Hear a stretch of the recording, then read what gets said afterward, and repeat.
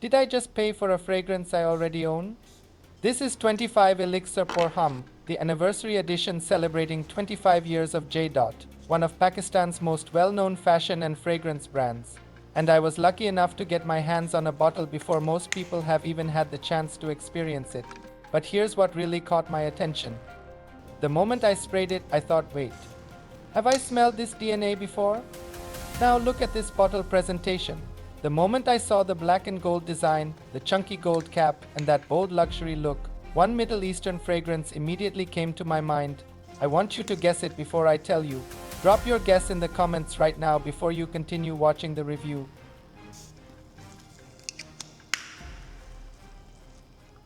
Hello fragrance fam!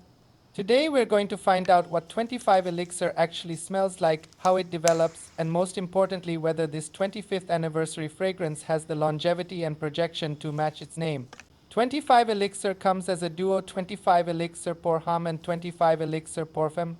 But in today's review we're putting the spotlight entirely on 25 Elixir Pour Homme. Let's get into it. The box is pretty basic. Nothing special here. It's a simple cardboard box with the 25 Elixir branding. So let's skip the box and get straight into the bottle. Let's unbox it. And then I noticed something interesting. The moment I saw this bottle, I couldn't shake one thought. This is giving me serious Reef 33 vibes. Same bold black and gold Middle Eastern luxury aesthetic. The bottle has a luxurious black and gold presentation, with a chunky gold-toned cap, black cylindrical body, and an elegant Art Deco-style gold label featuring the large 25 emblem. The cap is plastic, not magnetic, so while the presentation looks premium from a distance, the construction doesn't quite match the luxury appearance. But here's the crazy part. I bought this bottle completely blind. I hadn't smelled it, I only had the presentation and the notes to go by. So I thought, let's see if my nose is actually onto something. Let's spray it.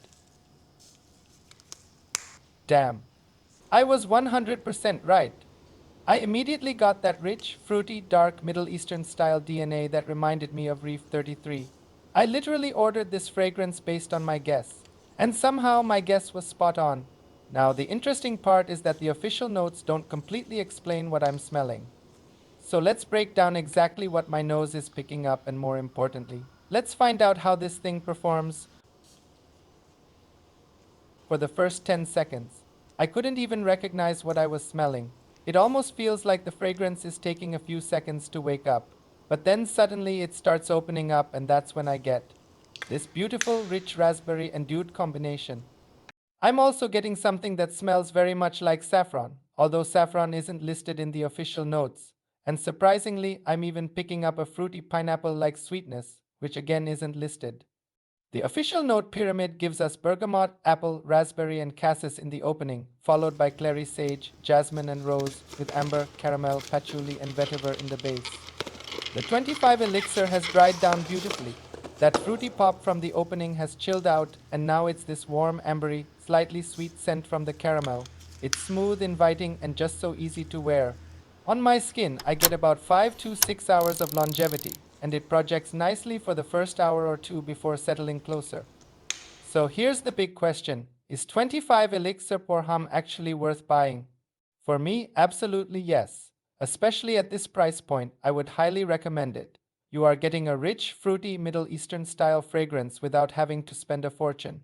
But then comes the question everyone is probably waiting for. Does it smell more like Gissah Imperial Valley or Reef 33? I'm getting vibes of both, but there is a difference. Reef 33 feels much harsher and more aggressive to my nose, whereas 25 Elixir feels smoother and slightly more fruity, especially as it moves into the mid and dry down. That fruity sweetness becomes more noticeable as the fragrance develops, giving 25 Elixir its own personality rather than feeling like a straight copy of either one.